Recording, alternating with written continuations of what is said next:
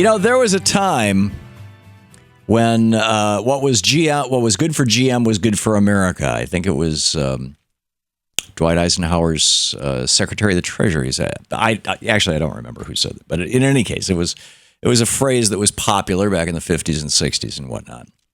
And it used to be largely, if not at least somewhat, true. General Motors made everything in the United States. All the parts in GM cars are made in the United States. All the money stayed in the United States. When GM grew, the economy grew, jobs grew, everything grew. The TPP was released today. It was released by the government of New Zealand, and it may have been correspondingly released by our government. I'm not sure. I haven't seen that, but it's out, and it's ugly. And the thing that I find fascinating about this, the TPP, the Trans-Pacific Partnership, what I call the Southern Hemisphere Asian Free Trade Agreement, SHAFTA, what SHAFTA does, first of all, it's 2,000 pages long, and it has 30 chapters. A fewer than a third of those deal with actual trade. This is not free trade. 2,000 pages of regulation. This is very carefully managed trade. So then the question becomes: to whose benefit is this trade being managed this way? And then you have to consider that over 500 corporate lobbyists wrote this thing, with little input from a few governments, and our trade representative, a former corporate hustler. And this is, it's astonishing the horrible stuff that's in here. But I want to take a 36,000 foot view for a second. Why do we have an economy? Right? Why do governments go to the trouble of establishing currencies, of establishing rules for business, of providing limited liability to corporations? Why do we have an economy? Why do we have a rule about minimum wages and minimum and maximum work hours and things? Why do we have an economy? We have an economy for the benefit of society, as the Constitution says, for the general welfare, the common good. So the corollary question then is, why do we have international trade? Keep in mind, for most of the history of the United States, international trade represented 1-2% of our GDP. And now it's much larger. I don't have the number at my fingertips, but it's much larger. So why do we have trade? Well, it used to be that we had trade, again, for the benefit of society, of we the people. You have the trade.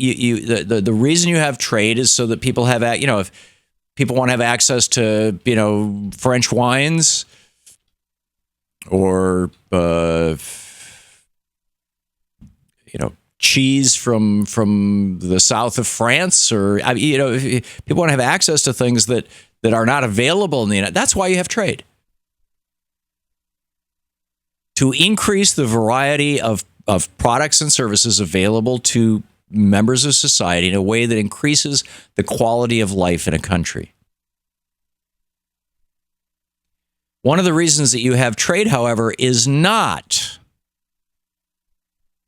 so that an American corporation can send jobs overseas.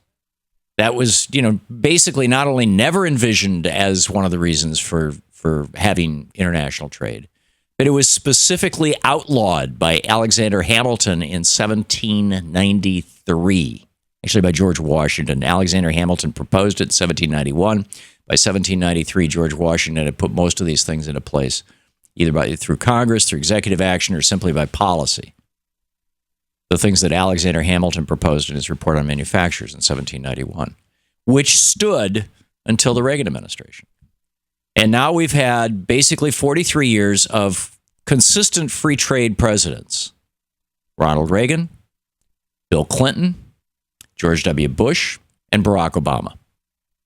And they call themselves free trade. This is not free trade. It is managed trade. And it is not managed for the benefit of you or me. It is not managed for the benefit of consumers. It is not managed for the benefit of the United States of America.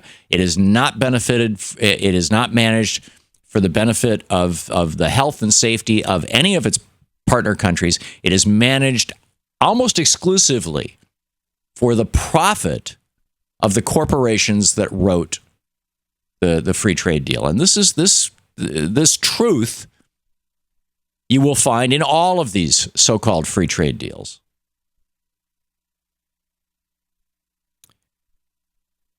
Of the 28 so-called pro-trade Democrats, the 28 corporate sellout Democrats in the House of Representatives who voted for fast track, 12 of them pointed to protections. These were called the summer of 2007 or the May of 2007 protections that the Bush administration got written into one of the last trade deals. I think it was the CAFTA deal, Central American. It might have been the Korean free trade deal.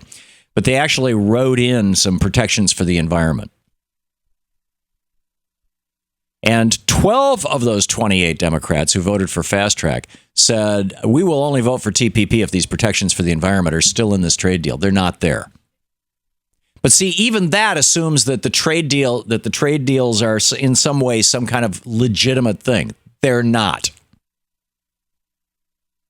There are no currency rules in this thing. The investor state settlement provision is probably the most toxic part of it. It now says that if a corporation makes an investment in a country expecting to make a certain profit, let's say my company, right? The company, the Thom Hartmann Program decides to make an investment in Vietnam. Well, actually, let's say that I created an offshore subsidiary in Vietnam of the Thom Hartmann Program, and we get our program carried on some radio station in Vietnam. Probably wouldn't be all that hard or that expensive in these days of the internet. We've got a station in Ghana that's carrying our show. They pick it up off the internet. We've got stations in Europe carrying our show. So if we set up a subsidiary in Vietnam, and then the United States changed some small rule that had to do with something that I'm doing, right? Like, I don't know, something to do with broadcast radio. I could sue the United States. And the bizarre thing is, right now I could sue the United States. It's damn hard, but right now I could do that. But if I was a foreign corporation suing the United States, it would not be adjudicated in a United States court. The decision of whether I'm right or wrong would be made by a 3-judge tribunal, and the 3 judges are corporate lawyers. The national security provisions have been removed. In other words, the United States can no longer make decisions about trade based on national security. We can no longer say, without a Chinese chip, we can't make a cruise missile, so we're going to put a tariff on these chips so that they get made in the United States. We're going to encourage companies to make them in the United States, discourage companies from making them in China, because we need these things for our national security. We can no longer do that. Oh, and by the way, have you noticed MSNBC and CNN, those are the only 2 I have on the screens in here. I don't know if Fox is talking about this. Not one word about this. I went to the Drudge Report. Drudge is basically the producer for most right-wing radio and TV shows. Not one word. I can't find TPP anywhere on the page.